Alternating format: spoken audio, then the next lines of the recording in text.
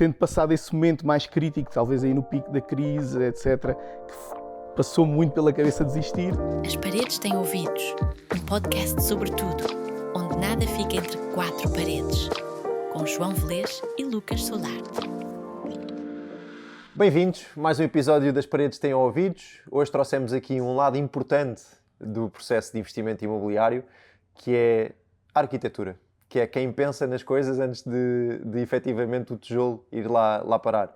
Para isso, ninguém melhor do que tu, Pedro, pela tua experiência, pela relação que temos, pelo facto de já trabalharmos juntos e, portanto, nos identificámos com a tua forma de pensar, de estar, de trabalhar. Bem-vindo ao nosso podcast, obrigado por teres aceito o convite e tenho a certeza que 20 anos à frente de um ateliê de arquitetura tens aqui muita coisa para partilhar connosco hoje.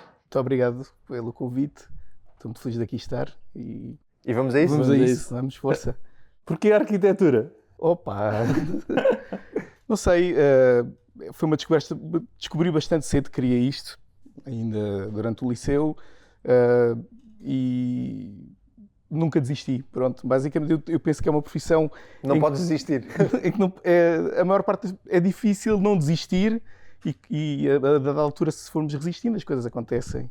E acho que passámos esse momento em que provavelmente poderíamos ter desistido e não aconteceu. Mantivemos sempre esse entusiasmo que sempre tivemos. Cada projeto é um desafio e vivemos para esses momentos. Portanto, tendo passado esse momento mais crítico, talvez aí no pico da crise, etc., que passou muito pela cabeça desistir, não tenho desistido, agora faz todo sentido e sou muito feliz com aquilo que faço e com o trabalho que faço. Indo ao início, achas que é um talento que te surge e que tu exploras? É um caminho que surge por influência de alguém na tua família? Como é que tudo isto acontece? Eu diria que é talvez uma vocação, mais do que um talento. Ok. Seguramente, indo ao meu lado familiar, eu tinha arquitetos na família, mas não penso que tenha sido por aí. Sou filho de um engenheiro naval, muito provavelmente poderia ter ido para essa carreira. Não aconteceu, talvez tenha influenciado... mas eu acho que é mais uma vocação. Há ali qualquer coisa que de repente faz um clique e as peças se organizam.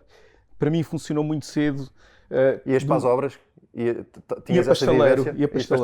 pasteleiro, sim. E andei em estaleiro, a ver com os empregados, a ver como é que se fazia, etc. Muito tempo em estaleiros navais, muitos anos, desde pequenino. Portanto, sim, mas não em obras. Então estás em casa, com o Naval Rocha aqui mesmo ao lado. Aliás, o meu primeiro ateliê foi aqui. Aqui perto? Aqui, na Naval Rocha. Dentro da Naval Rocha. Muito bem. Então, e conta-nos uma coisa. Tu começaste logo por conta própria? Ainda tiveste algum espaço até chegar lá? Eu comecei a trabalhar ainda como estudante num arquiteto italiano aqui em Lisboa e depois, tendo terminado o curso, fui trabalhar para o arquiteto Carrilho da Graça, onde tive, creio que 3 anos, à volta disso, mais coisa, menos coisa. E depois o abrir o ateliê foi quase... tropecei no ateliê. Pronto, mas comecei, alguém pediu para fazer uma coisa, eu fiz... não tinha pensado propriamente naquele momento abrir um ateliê, andava à procura, achava que ainda tinha que fazer um percurso um bocadinho diferente, mas foram entrando projetos, portanto acabei por, com a Chiara, construir esta história. Pronto. Que começa antes da crise? Começa antes da crise e nós fundamos a empresa no dia em que o Sócrates faz aquele célebre discurso que temos que chamar o FMI. Foi o dia da abertura da empresa. Ou seja, era uma empresa que desde o início já sabias que ias contra a corrente. Íamos contra a corrente. E foram com certeza momentos muito difíceis. Mas... Como é que nessa primeira fase, então pronto, temos o anúncio de Sócrates do FMI, o imobiliário está no estado em que está, em que não há esses envolvimentos todos, novos projetos estavam mais... Como é que vocês, pequeno ateliê, logo no início, conseguem se sustentar? Nós, agora hoje menos, mas no início fazíamos muitos concursos, imensos. Não vou arriscar, mas se calhar 6 concursos por ano e tivemos sorte durante muito tempo, tínhamos uma média, sei lá, em cada 2 concursos ter um prémio num e aquilo ia-nos aguentando. Infelizmente muitos deles não deram em nada, depois não tiveram consequência de uma obra, okay. Não é? Mas fomos fazendo concurso e isso foi aguentando, para já mantendo acho que o espírito alto, não é? Aquela coisa, o entusiasmo, as coisas... só precisamos mesmo de uma oportunidade e ela, quando aparecer, nós temos capacidade de agarrar. Portanto, havia um bocadinho essa sensação, apesar de nunca ter acontecido.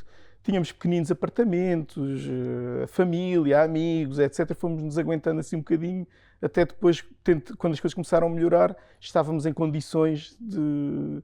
Tínhamos experiência, tínhamos feito um percurso, uma travessia no deserto bastante importante, mas estávamos em condições. Preparou no final do dia, não é? Estávamos preparados. Julgo que sim. Tu sentiste, fazendo portanto um bocadinho a cronologia, sentiste que para ti as coisas começaram a mudar, mais ou menos? Identificas um momento em que sentes que o facto de teres passado... Ou seja, abres, acontece toda aquela confusão, passas por alguns desafios, ao mesmo tempo arranjas sempre forma de sobreviver e às vezes, obviamente, também ter o teu sucesso aqui pelo meio. Mas sentes que há um momento em que a arquitetura, de mãos dadas com o investimento imobiliário, a coisa começa a ir para outro nível para ti? Houve dois momentos. Houve um momento em que as coisas começaram a melhorar para nós e a seguir e acontece o Covid e foi assim devo dizer que foi outro momento também se calhar um bocadinho difícil porque nós estávamos a levantar a cabeça, estávamos a começar a ter imenso trabalho e de repente parece o Covid ficámos com uma sensação que na altura atrás. Perdemos os nossos colaboradores porque tradicionalmente temos tido ao longo dos anos sempre colaboradores estrangeiros. O que aconteceu é que quiseram todos voltar para casa e nós de repente encontramos-nos sozinhos com trabalho para fazer e tínhamos que montar uma equipa de novo e... Duro. Começar de novo, foi uma sensação de começar do zero outra vez, não me apetece, mas estávamos aí a levantar, mas rapidamente houve esse impacto inicial do Covid, pensávamos que a coisa, não conseguimos, eu acho que temos que perceber os sinais, isto não se está a alinhar, mas a partir daí aconteceram uma sequência de coisas, começámos a ter cada vez mais trabalho e a coisa pegou até termos o ateliê como temos agora, com um trabalho que eu acho bonito, e interessante. Com uma equipa se calhar também mais... Temos uma equipa bonita também, com pessoas impecáveis, todas altamente competentes naquilo que fazem. Nós também achamos. Nós esperamos. Vocês esperam. E nós tentamos não desiludir. Mas... Exatamente. Muito bem. Eu acho que, antes de mais, dar-te os parabéns, porque de empresário para empresário, e tendo em conta que começaste há muito mais tempo do que nós, portanto já passaste por mais altos e baixos, sabemos que às vezes a realidade leva-nos ali a momentos de frustração, às vezes de desilusão, às vezes de bater com a cabeça na parede, mas o facto de estares cá e o trabalho que tu atualmente, o tipo de projetos que apresentas realmente mostram que perseverarmos ou continuarmos a andar numa coisa que nós acreditamos, mais cedo ou mais tarde as coisas depois materializam-se e começamos a chegar onde queremos chegar. Pergunto-te, quão importante é a arquitetura num projeto de investimento imobiliário?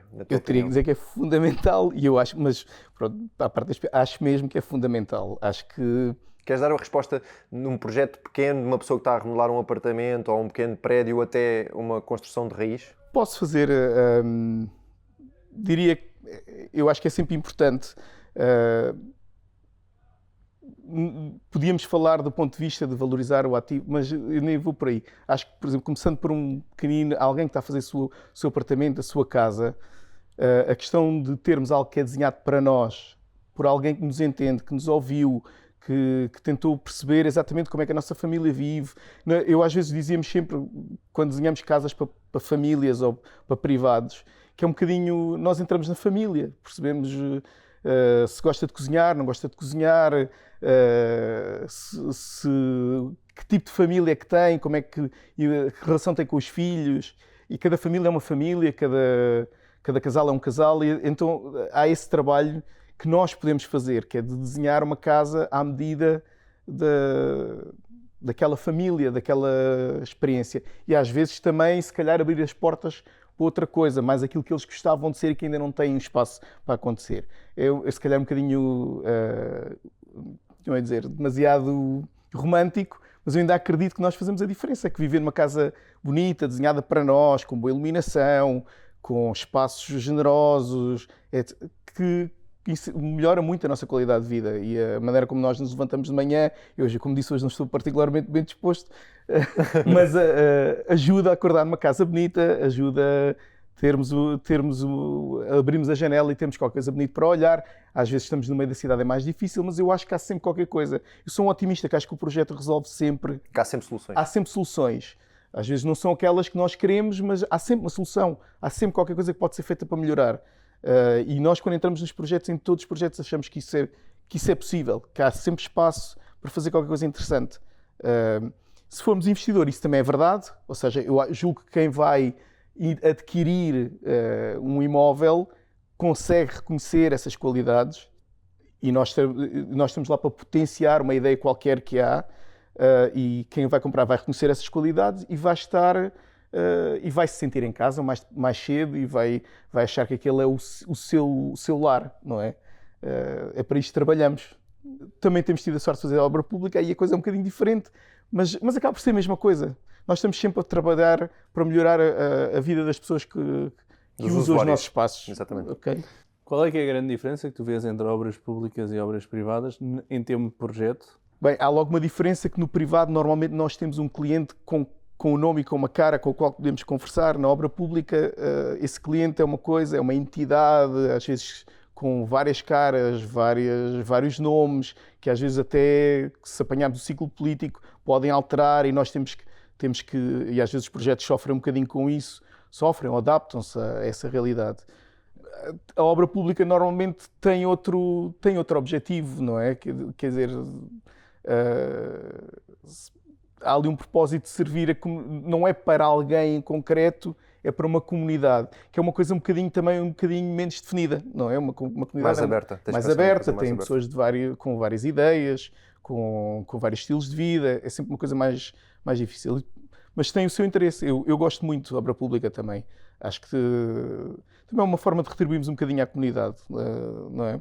Tenho curiosidade, no processo criativo, por exemplo, quer seja num, quer seja noutro, como é que vocês fazem? Nós aqui temos uma forma de brainstorm, eu e o Lucas temos uma forma particular de discutir ideias. Como é que tu implementas isso no teu escritório? Chega um cliente, quer seja com uma obra pública, quer seja com uma casa de férias, quer ir para lá, enfim, passar os verões ou whatever. Tens um primeiro momento em que tens ideias malucas, como é que tens esse processo criativo montado? Às vezes temos ideias malucas e depois tentamos discipliná-las. Acho que há uma coisa muito forte que eu acho que se aprende, não está lá, vai-se desenvolvendo, que é uma certa intuição. Quando nós agora chega um projeto, olhamos para o terreno, gostamos de ver o sítio, perceber, mas há ali logo às vezes uma intuição do que é que deveria ser feito. E normalmente não está muito errada. Aquele primeiro impacto pode ser um bocadinho ambicioso demais, não coincidir exatamente com as aspirações do cliente, e daquilo tem que ser. Mas aquela ideia, sobretudo quando se encontra um terreno vazio, não é? Que é a coisa mais difícil, acho que mete mais medo aos arquitetos. De repente, um terreno impecável, lindo, não é? Vazio, em que não há grandes constrangimentos, acho que é o pesadelo. Nós gostamos de dificuldades, porque é isso que nos faz. É isso que nos põe a mexer, diria eu. Quando é demasiado fácil, a coisa é assustadora, porque não há nenhuma desculpa para aquilo falhar. Mas eu acho que há ali uma fase em que há uma certa intuição, e sendo uma equipa, eu tenho uma sócia e os nossos colaboradores também participam muito ativamente nesta fase, não há uma estrutura, diria assim, tão hierárquica que claramente nós pomos a nossa experiência ao serviço deles e temos uma palavra diferente a dar, mas toda a gente é ouvida, e partimos sempre desta primeira intuição, depois vamos trabalhando, vamos vendo coisas que gostamos, e aquilo vai na fase inicial é muito rápido aquilo, porque há ali entra numa coisa e discussões, às vezes até um bocadinho acesas. Tens de ficar ao escritório de vez em quando. Muito acesas, mas sempre com aquela coisa que aquilo é tudo para chegar ao máximo potencial que aquilo pode ter. Okay? E fazemos isso todos os dias com muito entusiasmo. E como é que é quando tu fazes todo esse processo, tens uma ideia brilhante, chegas ao pé do cliente e ele diz, pá, não é nada disto. Quem é que falhou? Foram vocês nas ideias ou foi o cliente? Podem ter sido muitas coisas, pode ser o briefing que falhou, podemos ter sido nós que lemos o que queríamos ler e não aquilo que lá estava escrito, não era? Ou seja, aquilo nem estava, nós interpretámos aquilo de uma maneira que era favorável, mas felizmente também não acontece assim muito, sobretudo em clientes privados, porque nós tentamos ter uma relação muito próxima e vocês sabem, falar muito, tentar perceber, defender as nossas ideias, mas também levar-vos a perceber aquilo que nós estamos a ver e ouvir aquilo que vocês estão a perceber e tentar encontrar ali um sítio onde as coisas funcionam para todos. Okay? Porque nós temos uma certa experiência, vocês têm outra, e o objetivo é tentar que aquilo seja bom seja bom, um produto para toda a gente bom, seja quem for. Portanto, é frustrante. Quando não corre bem, é frustrante, mas felizmente não acontece assim tantas vezes. Dirias que a experiência ajudou nesse processo? Ajuda, com certeza. A experiência ajuda em tudo. Não é? Nós, quantos mais projetos fizermos e mais erros fizermos, porque também fazemos, no processo de aprendizagem é necessário fazer erros. Eu sou um grande defensor. Quando acontece um erro lá no ateliê, fico chateado, como é óbvio, nunca fico tão satisfeito, mas pronto, vamos tirar uma coisa positiva. Este já nunca mais fazemos, okay? Fazemos outro qualquer, mas este já não fazemos. Mas vai-se aprendendo, a experiência é fundamental nisto tudo. Quais é que são os maiores erros que fizeram no longo desses 20 anos? E não me digas que é um dos nossos projetos. Não. Felizmente não foi nenhum dos vossos. Se até agora estás a gostar de conversas, não te esqueças de subscrever e ativar as notificações. Sei, o maior... Bem, agora temos aqui uma bota para descalçar mas vai-se resolver, como sempre. Mas sem entrar muitos pormenores, que realmente houve ali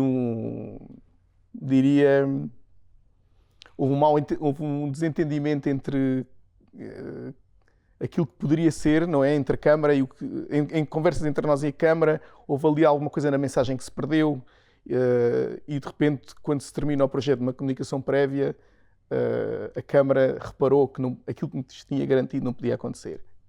Nós, provavelmente, na minha ótica, deveríamos ter insistido muito num PIP, apesar do cliente achar que não era necessário. Nós deveríamos ter insistido, até porque temos mais experiência que o cliente, nesse sentido.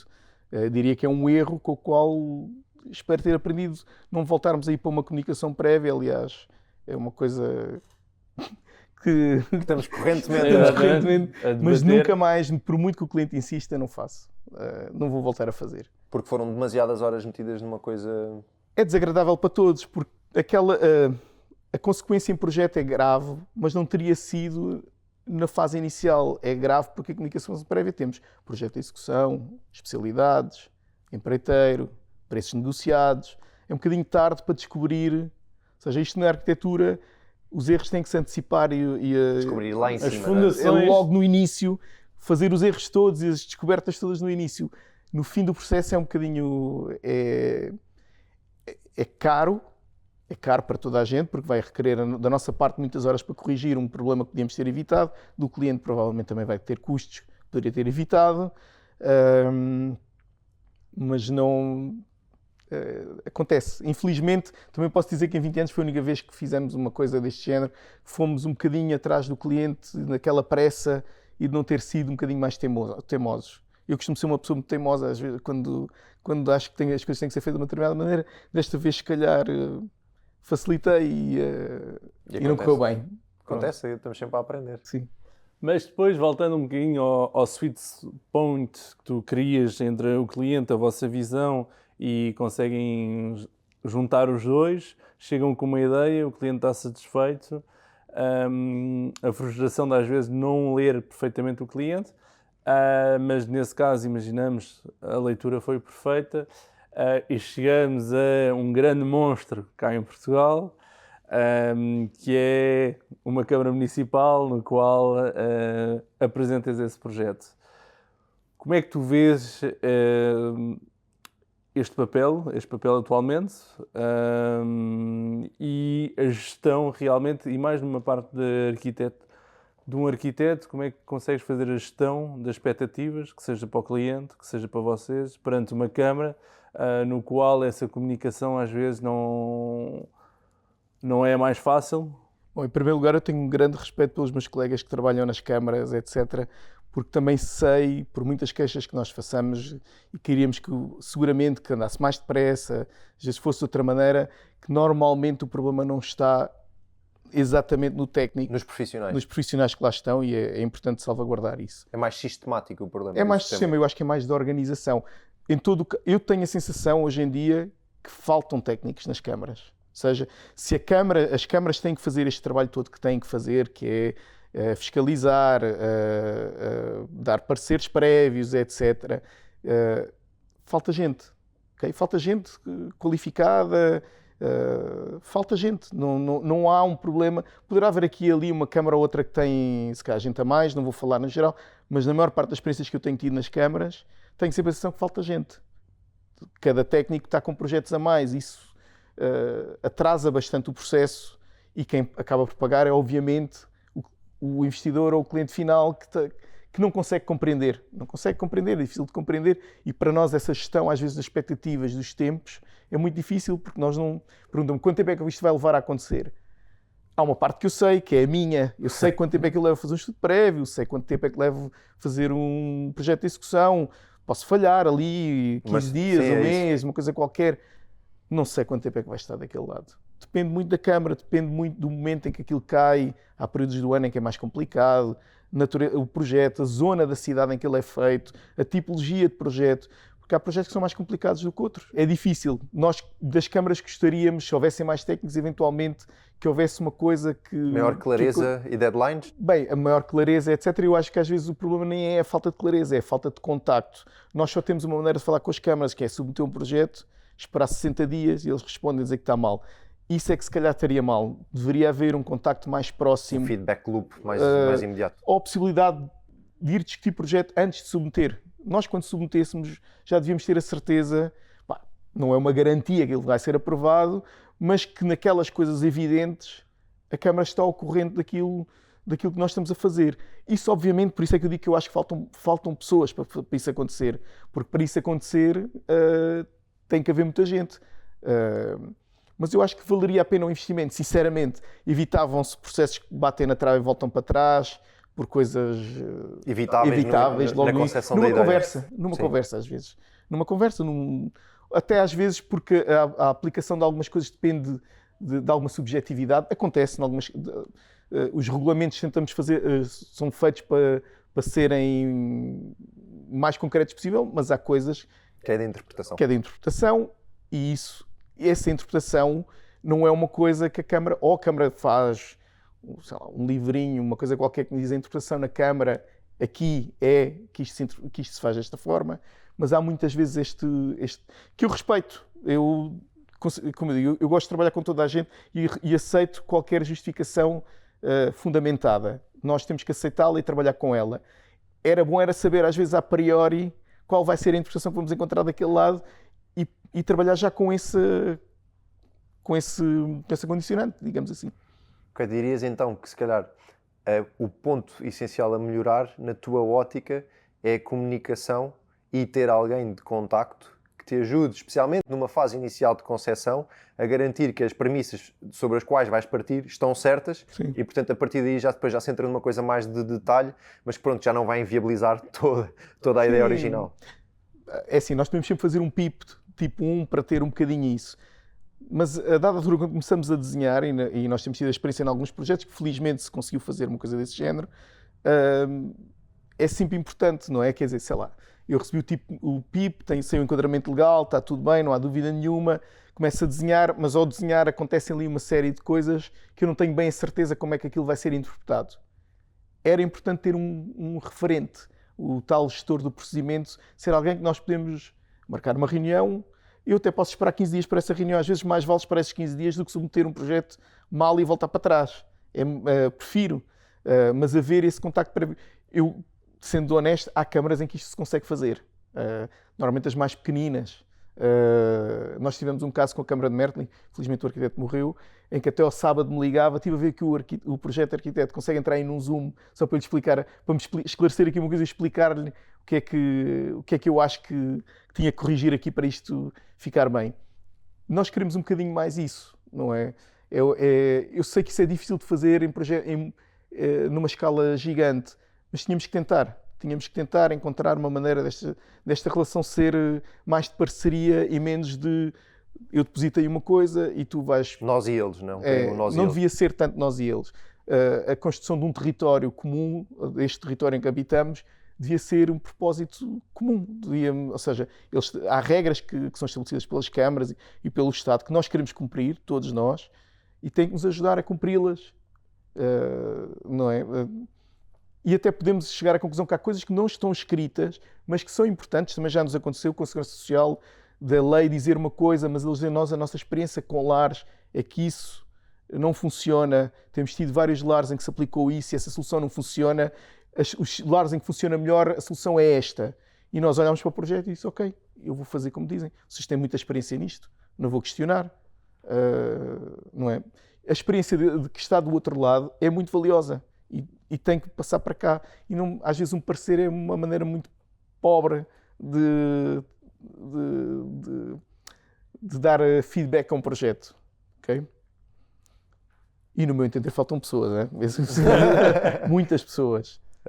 Eu acho que tocámos num erro, tocámos agora na parte das cremas. Pergunto-te, tiveste algum projeto em que tu sintas que tiveste muita influência no resultado? Ou seja, o resultado, entenda-se, se o objetivo era a revenda, pelo vosso trabalho a revenda aconteceu de uma forma muito melhor, ou se o objetivo era uma obra pública que servisse a população e que o vosso dedo realmente aportou muito valor? Tens assim algum projeto de referência? Eu gosto de acreditar que em todos fomos importantes, antes de mais. Mas olha, por exemplo, na Soares Guedes, eu acho que a maneira como foi abordado o problema, ou seja, não arriscar, nós fomos bastante claros, temos a ideia que se isto for desta forma, a aprovação na Câmara vai ser sem problemas. E efetivamente foi bastante fácil, digamos assim, porque nós percebemos exatamente o que é que estava ali em causa e demos alguns conselhos sobre o que não deveríamos arriscar e o que deveríamos arriscar e onde poderíamos arriscar, com um risco calculado. Até foi a primeira vez em que mandamos um e-mail de uma coisa que eles não tinham autorizado. É verdade. Mandamos ali uma explicação porque é que nós achamos que eles deviam autorizar, e a Câmara Municipal de Lisboa aceitou a justificação. E após uma reunião em conjunto aceitou a justificação e conseguimos... Que é mais um exemplo daquilo que eu estava a dizer, que eu acho que era assim que devia funcionar. Eles têm uma opinião, mandaram, nós contra-argumentámos, eles analisaram a nossa resposta e chegaram à conclusão, concordavam connosco e pronto, ficou resolvido. Acho que é espetacular. É mesmo um exemplo de como deveria ser. Não deveria ser nada de excepcional este processo. Como é que, ao desenhar um projeto, já percebemos que os arquitetos gostam de complexidade, gostam de uma pequena tortura mental, assim... Uma camisa de forças. Exatamente, uma certa camisa de forças e um projeto de um terreno, faz-me aqui uma casa, é o pesadelo, como é que eu vou fazer uma casa? Faz quatro paredes e um telhado.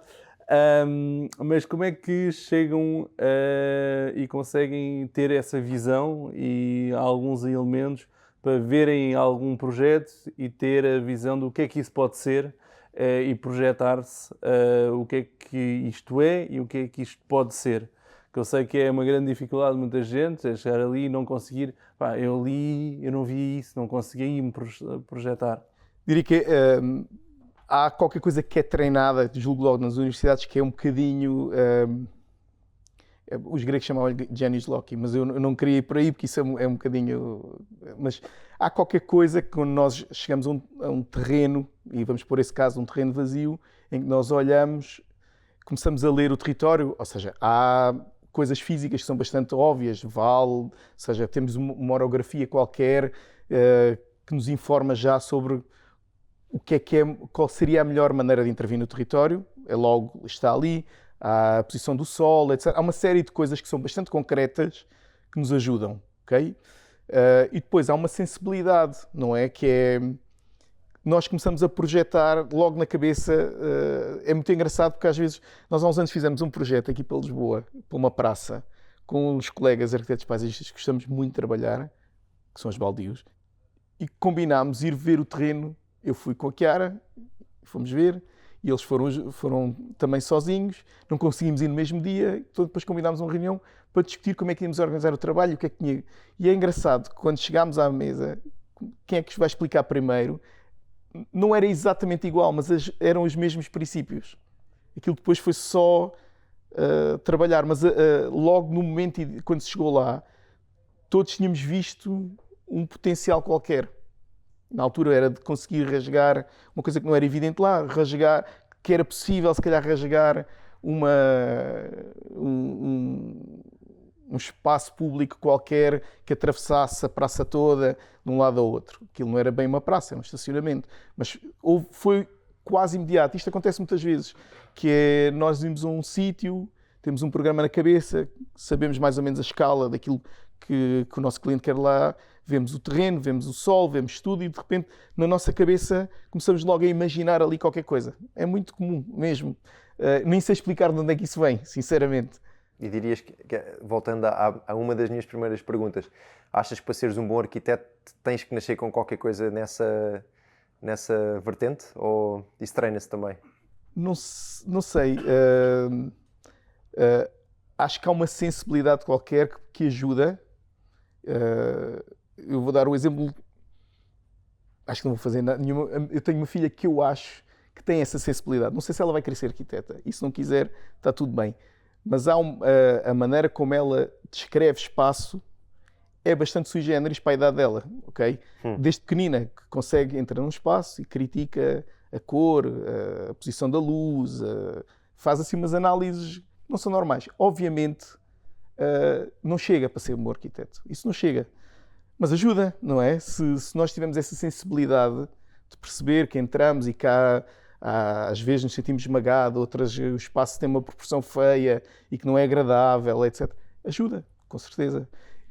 Eu não sei se com a idade dela tinha essa sensibilidade, não me lembro, sinceramente. Se calhar nos barcos. É? Se calhar nos barcos. Se calhar nos barcos, eu também gostava muito de mecânica. E isso entra numa segunda fase que eu acho que é muito interessante e é sempre um debate e pode fugir um bocadinho à dinâmica de investidor, mas até para o investidor, para nós é essencial, entre o arquiteto e o artista, e que seja uma parte mais arquiteto comercial e arquiteto artístico, que é sempre, para promotores, por exemplo, é sempre complicado escolher um arquiteto A ou um arquiteto B. Muitas das vezes, sendo promotor, vamos para arquitetos que conhecem, vão fazer um projeto que sabemos que é fácil de vender. É vendável. É vendável, corresponde às expectativas da população naquele momento e é um produto mais comercial. E depois temos um arquiteto mais artista, em que aí vão ser linhas, vai ser uma coisa que nós não estamos à espera, mas não entra numa lógica, ou entra menos numa lógica de investidores. Conheço alguns promotores que têm sorte de dar um bocadinho carta branca a arquitetos portugueses, dizer assim, olha, pronto, façam o que quiserem, precisamos de um projeto turístico, mas façam o que quiserem. Mas, em regra geral, vamos mais para uma vertente, um arquiteto que vê como é que nós comercialmente conseguimos otimizar ao máximo e, ao mesmo tempo, como é que esse perfil como é que um arquiteto consegue jogar um bocadinho pelos dois, porque perceber, pelo que estás-nos a explicar, é preciso ter um olho, é preciso ver e ter um olho educado, e estudos de arquitetura têm o objetivo de educar o olho a volumes, a luz, uma coisa que se calhar o comum do mortal não está assim tão habituado, tão sensível. E nós, do nosso lado, enquanto promotores, estamos mais numa lógica também de optimização e como é que um arquiteto consegue mesmo assim jogar com os dois quadros? Bom, eu acho que o desafio, porque assim, há o arquiteto, é verdade, há arquitetos com perfil mais artístico e outros se calhar um bocadinho mais concreto, pronto, ou mais comercial, como estão a dizer. Eu acho que o ideal é uma figura qualquer que consegue fazer a ponte entre as duas coisas. Existe, obviamente, quer dizer, eu só construo porque os meus clientes querem construir e têm capacidade para construir e têm, obviamente, uma aspiração sobre o que aquilo pode ser. Às vezes também, se calhar, não é realista e nós também temos que ajudar a construí-la, mas têm um programa que querem fazer. Eu não construo porque eu quero construir ou quando eu quero construir. Portanto, tem que haver sempre esse balanço. Acho que nós também devemos um bocadinho, e mesmo quando fazemos coisas para os privados, devemos um bocadinho, quer dizer, eu quando faço um edifício no centro de Lisboa ou em outro sítio qualquer, aquilo vai ficar lá anos. Eu já cá não estarei, espero eu, cá não estará nenhum de nós e o edifício continua ali. Portanto, há uma responsabilidade qualquer que nós temos para com o território, para com as nossas comunidades, etc., que tem que estar, também tem que fazer parte da nossa missão, não é? Ou seja, eu tenho que tentar encontrar uma maneira de funcionar, uma receita em que quem me chamou para fazer um projeto tem o retorno que precisava ter para justificar, seja o que isso for, pode ser financeiro e pode ser só ter uma casa maravilhosa para viver, não é? Era isso que queria e tem, mas que de alguma forma esse bem-estar ou esse lucro não é um ónus para o resto da comunidade. Portanto, isso implica que eu acho que um arquiteto deveria tentar fazer este papel, que nem sempre é fácil, não é? Será sempre mais fácil escolher um lado e eu faço só coisas muito artísticas e quer lá saber, mas não sei como é que isso faz. Ou do outro lado, ser um arquiteto que não quer saber disso e que faz coisas muito rápido e muito fáceis, mas que depois a comunidade não gosta. Normalmente são Ou falta alma, não é? São mal apropriadas. Eu acho que o desafio é conseguir fazer um bocadinho dos dois. Isto é um jogo. Aliás, até acho que essa é mesmo uma boa definição do que nós fazemos. É tentar desenhar território de uma maneira em que faz sentido para toda a gente envolvida. Com o ónus que isto é aquilo que eu acho que é sempre coisa. Nós fazemos coisas para desenhar um carro. O carro pode ser feio. O que é que acontece? Daqui a 8 anos já cá não estará, 10 anos. Se for mesmo muito feio, nem 2 anos. Não é? Não vendem nenhum e, portanto, está tudo bem. Nós não. Fazemos um protótipo que, se correr mal, correu muito mal e, se for preciso, está ali 60, 80 anos. Portanto, tem que haver um sentido de responsabilidade que eu sinto muito. O meu maior pânico é errar nesse sentido. Que é, o investidor até ganhou muito dinheiro, aquilo cumpre toda a lei, está tudo impecável, mas a comunidade fica com uma coisa, sei lá, um edifício, uma marracha ali para 80 anos e até lhe arranjam um nome de giro. Um nome muito giro. Epá, não queria nada. Espero nunca me acontecer. Agora, no seguimento da pergunta do Lucas, portanto, falámos dentro da arquitetura, que podes ir mais para a esquerda ou mais para a direita, e dentro das diferentes áreas, por exemplo, a ligação da arquitetura com a engenharia. Como é que tu vês este cruzamento de artes e de ciências? Qual é que é a importância? Eu sei que tu trabalhas com, ou seja, não tens in-house, corrige-me se eu estiver errado, não temos. Mas tens alguns de referência com quem costumas trabalhar. Gosto de trabalhar. Alguns escritórios maiores têm a própria estrutura de engenharia lá dentro também. Perceber aqui um bocadinho como é que tu vês esta ligação e como é que tu achas que ela pode funcionar. Eu gosto de trabalhar muito com engenheiros. Eu sei que existe esta coisa que se diz que os arquitetos, engenheiros não se dão, não é o caso. No meu entender, isso terá sido, se calhar, noutras gerações. Na minha geração, julgo que já não será verdade. Eu gosto muito de todos os engenheiros com que trabalho e acho que são... Era impossível fazer o que nós fazemos se não fosse essa relação que nós temos com eles. Ou seja, que é muito direta, muito intensa, nós mandamos desenhos, é respondido. E é uma colaboração, não há aquela coisa do meu trabalho e agora vou mandar para ti e não podes mexer no meu trabalho, isso não existe. Sensação, eu não, quer dizer, nós não temos in-house, não aconteceu, nem sei, às vezes não sei se seria melhor para o cliente, porque provavelmente se trabalhasse para mim diretamente sentiria-se forçado em dizer aquilo que eu quero ouvir e eu gosto de pessoas que me digam que não, confronto de que me ideias. confrontem. Mas de um ponto de vista positivo e não sim, das quintas. Com certeza. Não é das quintas, não é defender a sua, mas gosto que alguém esteja livre de me dizer acho que estás a fazer uma asneira. E não é por aí, e devia ser assim, etc. E às vezes até invadir um bocadinho a nossa... Entrar na outra área. Na outra área, porque nós também fazemos constantemente, dizemos ao engenheiro, esse vão, tu consegues pôr mais de 2 metros. E ele se calhar não fica muito satisfeito, mas nós temos que pedir. Quando é que achas, e isso é uma pergunta mais ao nível da parte da promoção, porque em caso de reabilitação não entra o caso, mas quando é que achas que tem que entrar um projeto de arquitetura ou mesmo uma visão e um projeto de engenharia? Achas que começamos pela arquitetura, depois incorporamos a engenharia, trabalhamos ao mesmo tempo? Acho que tem que haver uma ideia sempre, e aí provavelmente essa primeira ideia vem do lado da arquitetura. Mas passado esse momento de... Vamos fazer assim? Se vamos fazer assim, aquilo começa a entrar em problemas muito concretos. Temos segurança contra incêndios, estrutura, será que isto é execuível? Às vezes até é execuível, mas é muito caro da maneira que nós estamos a imaginar. A experiência também ajuda a evitarmos a priori algumas dessas asneiras, é verdade. Mas é sempre bom, porque há sempre uma maneira, do outro lado, alguém que vê e pensa de outra maneira e resolve. Portanto, eu acho que passado esse pequenino momento inicial que temos uma ideia, isto resolve e cabe lá tudo, o programa todo organizadinho como deve ser, mas logo ali muito cedo é prudente. Algumas especialidades, não diria que não todas, mas por exemplo, a segurança contra incêndios, cada vez mais acho que tem que entrar muito cedo. Estruturas também, eventualmente, sobretudo a reabilitação, porque saber se aquilo que nós estamos a idealizar, às vezes temos uma ideia que aquilo é muito simples e depois quando falamos com engenheiros de estruturas eles dizem não, isso é muito pior do que vocês estão a imaginar, não vão por aí. Pronto, portanto, eu diria que quase, não digo logo ao mesmo tempo, mas muito rapidamente, a partir daquela primeira ideia, tem que entrar algumas das especialidades. Há umas que podemos atrasar um bocadinho mais, mas outras não. E tens alguma especialidade que achas que ainda não é suficientemente valorizada no projeto em Portugal e vai passar a ser?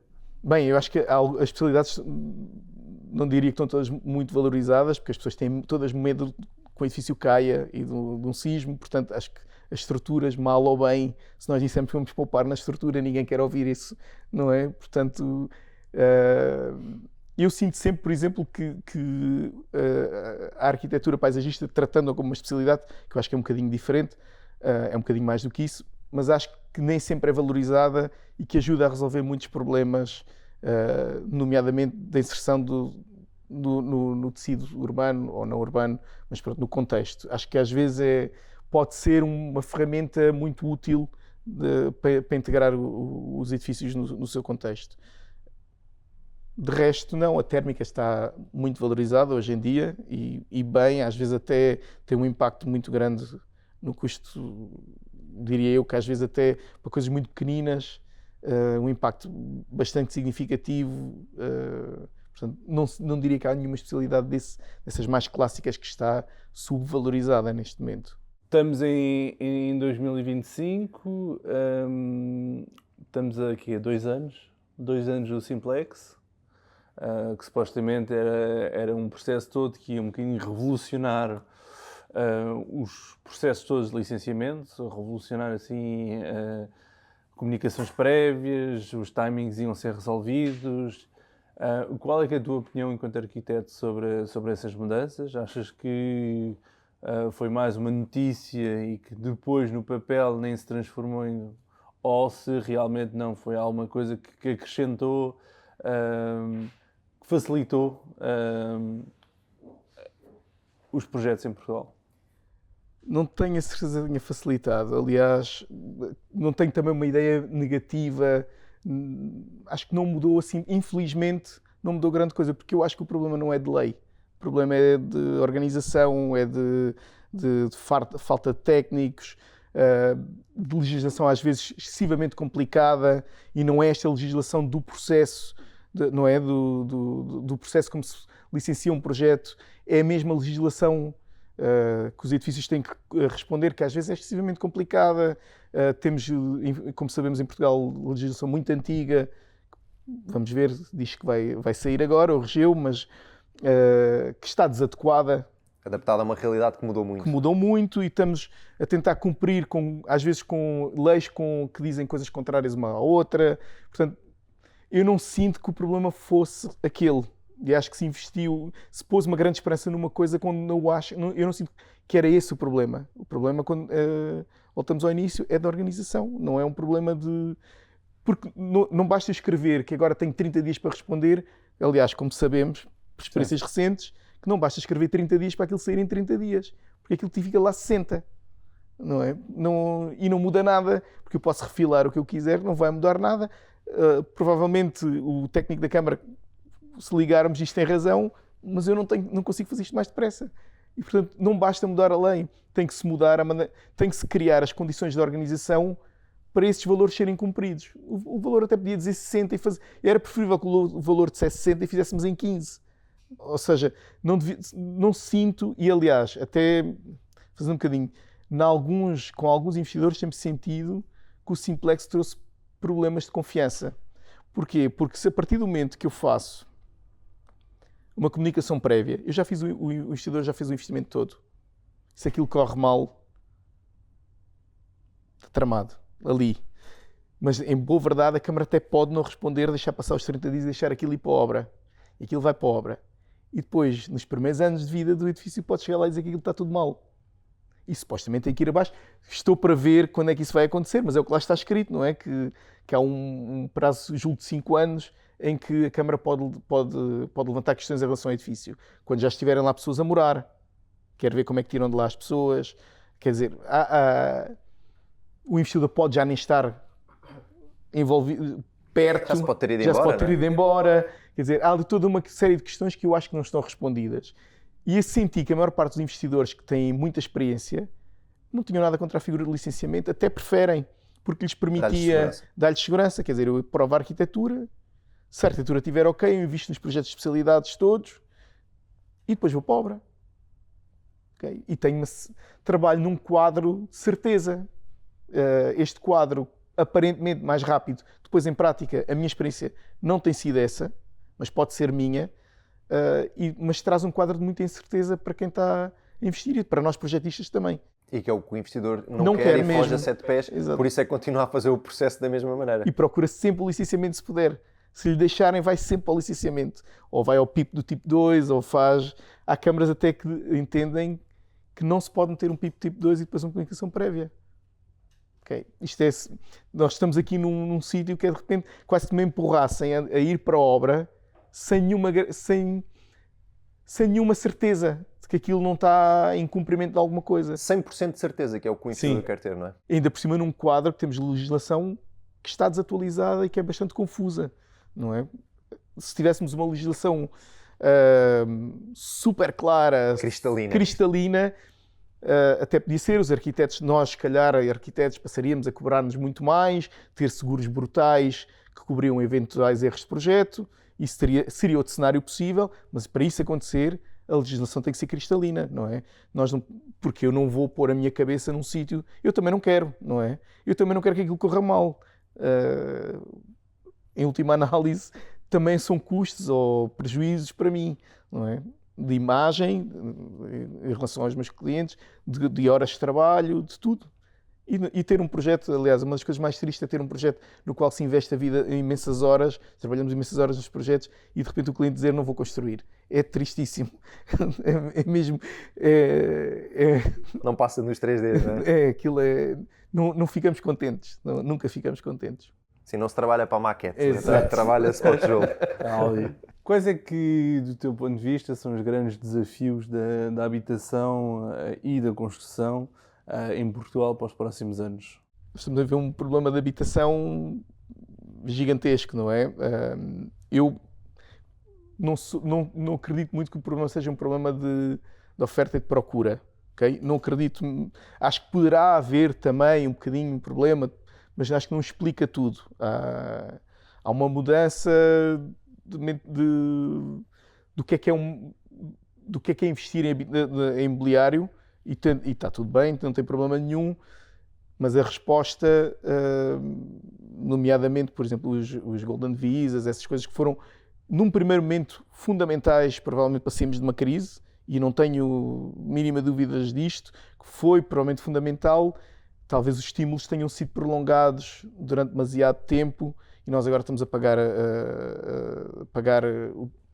a conta desses estímulos não terem sido progressivamente reduzidos e se calhar transferidos para outro tipo de estímulos que eram mais interessantes e que servissem a população. Okay? Se calhar tinham que haver estímulos, mas não eram estes, eram de outra natureza. Acredito perfeitamente que o Estado tem um papel de alavancagem e tem que fazer esse trabalho, mas tem que ir identificando. Se neste momento a receita que temos não está a resolver, quer dizer que a receita está errada e nós temos que ir procurar outra receita. É difícil baixar o custo de construção neste momento. O que é que achas, por exemplo, da redução do IVA a 6%? O que é que sentes? Eu penso que se fôssemos pensar nisso para a primeira habitação, okay? E não sei como é que isto se faria, isto é tudo muito bonito de se dizer, mas se nós pensássemos que IMIs reduzidos, todos os impostos associados, inclusivamente o IVA, para a primeira habitação, seria uma ótima medida neste momento. Okay? Não tenho nada contra se uma pessoa está a investir e tem uma casa de férias, já não é... Nós não podemos dizer que a habitação é um direito e depois onerá-lo como se fosse um luxo, não é? Não é um luxo, não é? A habitação, podemos separar entre a primeira casa e a segunda, e a terceira, e a quarta, e a quinta. Teoricamente existe, não? Os escalões de IMT e Sim. tudo mais, teoricamente Sim. é para refletir isso. Mas, por exemplo, eu aí não percebo muito bem como é que tu pagas a diferença de IMT de uma habitação principal para uma secundária, são normalmente 1000 euros, é à volta de 1000 euros. Tinha que ser se calhar maior. Não tem muita lógica para aquilo que se procura, não é? Se calhar temos que trabalhar nisso, ou seja, eu percebo que o Estado precisa de receita, e está tudo bem, mas é difícil baixar o custo de construção. Esta ilusão que nós temos, se o preço do terreno baixar, é verdade que comprar um imóvel ligeiramente mais barato ajuda, mas já não vamos encontrar muitas oportunidades de comprar nada extremamente barato que vá reduzir, infelizmente, não é? Nós já sabemos que o mercado já tem um ticket mínimo que é aquele, pronto. E toda a gente, já todos estamos à espera quando perguntamos o preço de uma coisa, já estamos à espera de um certo valor que já é muito mais alto do que seria há 10 anos atrás. Portanto, não é por aí. Ou seja, aliás, também não era desejável que agora caísse por aí abaixo, porque ninguém iria ficar contente com isto. Portanto, tem que ser do lado do Estado. Se calhar subir os impostos para um certo perfil de investimento e baixar para outros, não é? Ou seja, dizer ao mercado, nós queremos que vocês continuem a investir, mas em vez dali, agora o foco é aqui. E é aqui que vos vamos ajudar a vocês conseguirem a meter o vosso dinheiro. Achas que é só com impostos? Acho Ou que achas não é só com ainda há impostos. uma figura, se calhar, que é aquela que nós tivemos a falar aqui durante muito tempo, que eu sinto muito que é, não só os impostos, se calhar não traduzem aquilo que é a estratégia do país, Sim. como a legislação e a imprevisibilidade legislativa ainda traz um segundo layer de problemas para esta questão, não é? Em algumas coisas, por exemplo, não querendo entrar num discurso político, mas há sempre esta coisa. Acho que a legislação não pode mudar com cada vez que muda o governo.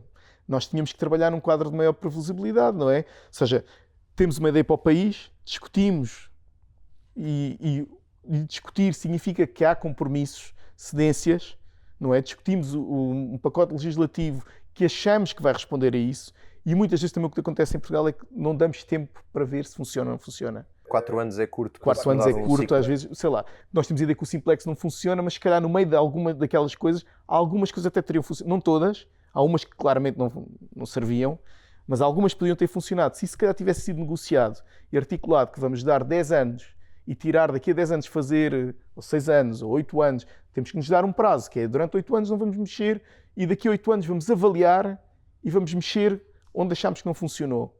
Que é o que todos nós faríamos nas nossas empresas. Pomos uma estratégia, esperamos um determinado tempo que achamos que é razoável para esperar e se der resultado, continua. Se não der, muda. Nós estamos sempre a mudar de estratégia sem nunca perceber, e acho que é uma coisa mais triste, é que nós nunca chegamos a perceber se a estratégia funcionava. Estamos mais preocupados em dizer que o anterior não tinha razão e o seguinte é que não tem razão, do que em criar um quadro que nós todos podemos trabalhar com alguma certeza. E se estivermos a trabalhar com uma certeza, algumas vão funcionar, outras não vão. Não tenho dúvidas que, seja qual for a cor política que lá estiver, há coisas que vão funcionar e outras que não vão funcionar. Eu acho que, pegando nisso, há aqui uma coisa ainda muito curiosa com o real estate, que é se pensarmos que um ciclo de development será à volta de 4, 5 anos, no mínimo. É maior que se as eleições são 4 anos, não é? Se pensarmos, ele primeiro quer investir, depois vai negociar, depois vai comprar, depois vai projetar, depois vai aprovar, depois vai construir. Entretanto, mudou o governo.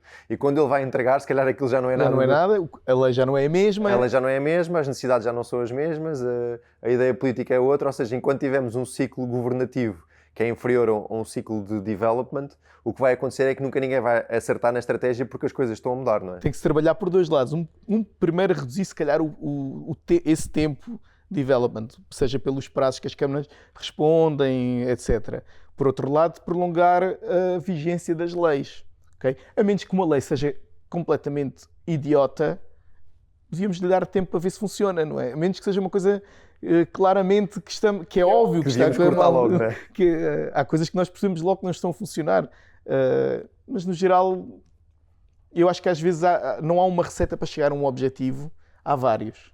E se nós formos falar até entre pessoas dos mesmos partidos internamente, há várias maneiras de pensar sobre o mesmo problema.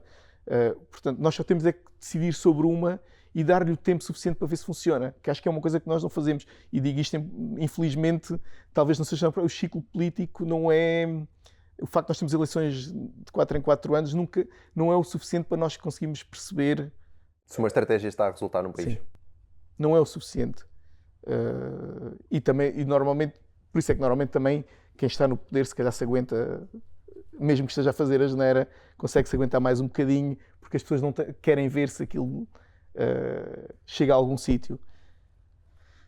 Mas eu sou um otimista. Acho sempre que devemos de lá Vai dar chegar. certo. Devemos de lá chegar.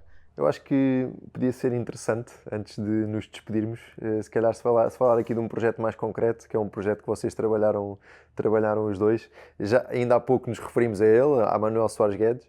Acho que podia ser interessante também para quem está a assistir ter aqui um bocadinho uma parte mais prática de como é que isto tudo aconteceu, como é que se desenvolve uma coisa na Graça, com bastantes particularidades.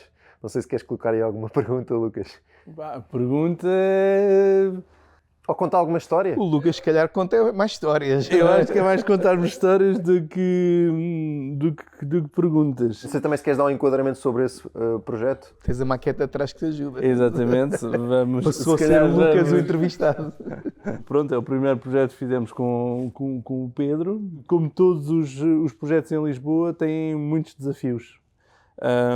Tem uma envolvente, uma comunidade, quer dizer, uma zona, um bairro que está a mudar, e é sempre um bocadinho sempre onde investimos, em bairros de mudança, e logo vemos, e no podcast anterior o Peter referiu também ao nível de cafés, conceitos, restaurantes, é que aí é que vemos realmente uma nova energia. Mas voltando mais à parte da arquitetura, todas as obras em Lisboa são desafiantes por várias razões. A legislação política e o primeiro briefing que eu na altura dei ao Pedro era: nós não vamos demolir isso, vamos ter que fazer um projeto de reabilitação, na altura por várias razões. A principal é o IVA, era o IVA, passado o IVA de 23 de uma construção nova, um IVA a 6%, sendo que os promotores imobiliários não recuperam o IVA é assumido como um custo, quer dizer, com o preço da construção tem que levar o IVA em cima e não recuperas, que logo aí isso foi um projeto, foi um incentivo da Câmara durante muitos anos. O que traz outra complexidade, e aí o Pedro sabe perfeitamente, que era uma complexidade de manter uma estrutura, manter uma fachada, mas para isso numa rua a descer, aqui não se nota, mas estamos num beco, temos numa rua a subir e num beco a descer, que é mesmo um prédio mais pequeno, e isso é um desafio engenheiro, ao nível de engenharias, e é um desafio arquitetónico. Qual é que foi assim a primeira ideia quando o Lucas te mostrou? O que é que te passou pela cabeça? É preciso dizer que quando nós recebemos já vinha um PIP, um licenciamento tinha sido indeferido. Havia um PIP deferido e um licenciamento indeferido. Ok, portanto, nós ajudou-nos um bocadinho a perceber o que é que a Câmara já... É quase como ter aquela conversa, porque eu já sei o que é que tu não gostas. Okay? Leste o PIP? Li o PIP, li o licenciamento e disse, já percebi o que é que tu não queres. Portanto, ajudou bastante. Neste caso, bastante. Foi uma conversa invisível. Foi uma conversa invisível, mas estava lá. A dificuldade aqui foi um bocadinho perceber. Aqui, por exemplo, a experiência ajudou bastante, porque o facto de conhecermos bem a legislação e percebermos muito bem como é que as coisas funcionavam em Lisboa e o Regeu, etc., foi trabalhar nesses limites. Ou seja, sabíamos perfeitamente qual era a profundidade máxima que o edifício podia ter, como é que tinha que se afastar, e foi um puzzle. Rapidamente, houve vários desenhos de como resolver, mas nunca muito rapidamente se percebeu o que é que era possível fazer ali. Depois era uma questão de cozer estes números todos e de fazer. E depois também cozer com beleza. Com beleza. Com a parte artística e com a parte funcional. E com a parte económica, porque é uma obra complicada, não é? É uma obra num sítio bastante difícil, com pouca acessibilidade é muito difícil, tudo é bastante difícil naquele sítio, portanto, nesse sentido, foi bastante desafiante. E é uma obra bonita. Sim, ainda temos em fase de construção, mas sim, o projeto é um projeto bonito, que é divertido. O Pedro, nós tínhamos uma ideia do projeto inicial, e o Pedro veio também muito com não, pela legislação não podes fazer isso. Mas pá, podíamos esticar. Ok, mas queres mais 6 meses de licenciamento? Bom, se calhar tens razão e não vamos por aí.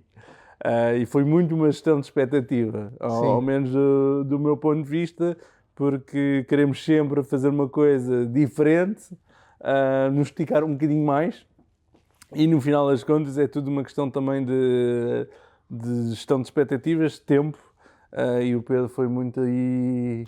Normalmente é uma coisa que nós fazemos, é ter um bocadinho, emprestar um bocadinho a nossa experiência também.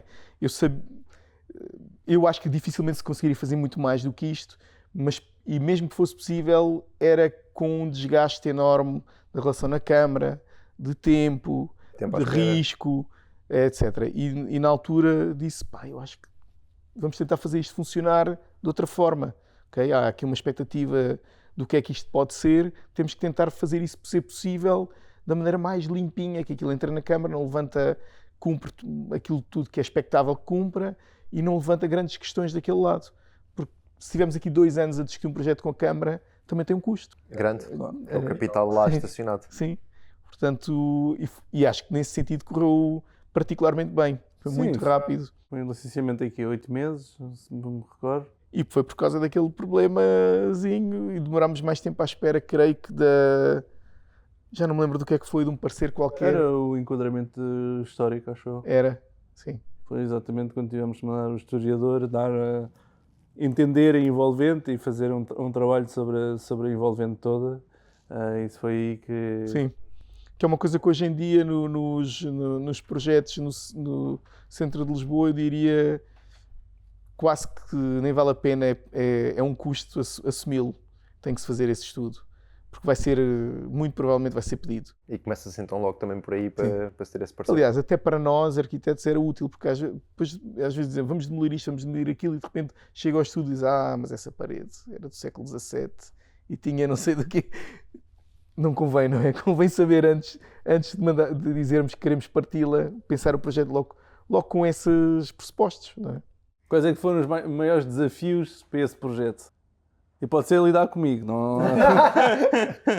Não, isso é assumido. É bastante... Eu acho que uma das coisas que eu gosto de trabalhar com o Lucas é que eu acho que a relação é bastante fácil, é bastante direta.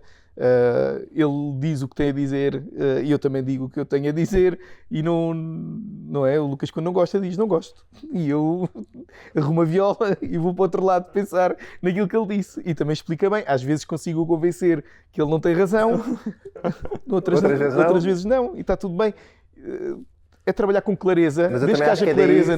Sim. É mesmo isto, é que eu acho que o que é bom é que há clareza na mensagem que cada um está a tentar passar, e contigo também tens visto, desde que haja clareza, depois aquilo normalmente nós conseguimos sempre. O difícil é quando não há clareza, se eu não te explicar porque é que tomei uma decisão, se não me explicares porque é que não estás a querer ir por ali. Às vezes, se calhar, eu digo-te, tens razão, mas também não é o que tu estás a imaginar, é outra coisa que ainda é melhor, porque se nós formos claros naquilo que estamos a comunicar é fácil. Acho que o maior desafio aqui, bem, para mim foi aquela questão de nos obrigarem a preservar a escada, porque provavelmente se fôssemos desenhar o edifício de outra forma, com alguma liberdade, a escada não estaria naquele sítio, então obrigam-nos a maneira como o edifício é desenhado foi a cumprir, ter aquele pressuposto que aquela escada está naquele sítio, não sendo o sítio ideal para ter. Pronto, diria que, do ponto de vista como arquiteto, foi a maior dificuldade. Como é que nós conseguíamos encaixar um programa de uma forma... Porque a escada está encostada a um dos lados do edifício, não é? E de repente o edifício tem que fazer ali à volta das escadas. Pronto, não era fácil. Mas é também para esses desafios que vivemos e que fazemos o que fazemos. Aliás, é melhor assim do que se tivesse só um espaço em branco, não é? Sim, exato. Se me dissessem vocês, não há orçamento, é onde tu quiseres, da forma que tu quiseres, não tinha piada. Muito bem. Quem é que são os arquitetos que te inspiram? Essa pergunta tem um problema. Se eu disser alguns, excluo outros. Eu gosto de muita gente. Mas eu tinha que dizer, ao fim destes anos todos, pronto, se calhar não é tão evidente já no trabalho que fazemos, mas eu diria que eu, pelo menos, tenho uma pessoa que eu acho que é o meu mestre, que é o Carrilho da Graça. Porque é de Carrilho da Graça. obviamente gosto de trabalho de muita gente, muita gente, mas